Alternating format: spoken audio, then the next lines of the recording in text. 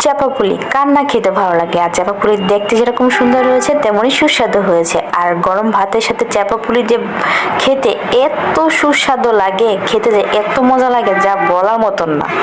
আর এই কুমড়া পাতা দিয়ে আর হচ্ছে পুঁইশাক পাতা দিয়ে এই চাপা পুলিটা তৈরি করেছি। আর এই কুমড়া আর হচ্ছে পুঁইশাক পাতা আমার গাছে হয়েছিল, ছাদে গাছ আছে সেখান থেকে নেওয়া হয়েছে। আর এটা দিয়ে অনেক অনেক মজা হয়েছে, খাওয়ার পর মনে হচ্ছে যেন অমৃত খাচ্ছি, এতই মজা হয়েছে। তো চাপা পুলি অনেক সুন্দর করে বানিয়ে, একদম সুন্দর সুন্দর করে বানিয়ে তেলের মধ্যে ভাজবো।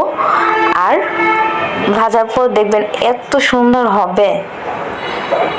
তো কড়াইয়ের মধ্যে ভাজতেছি এখন গরম তেলের মধ্যে।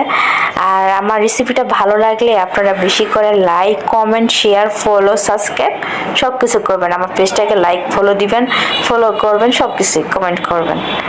আপনাদের এই লাইক কমেন্ট দেখে আমার উৎসাহ বাড়ে নতুন কিছু রেসিপি নিয়ে আসতে আর নতুন কিছু তৈরি করতে ভিডিও।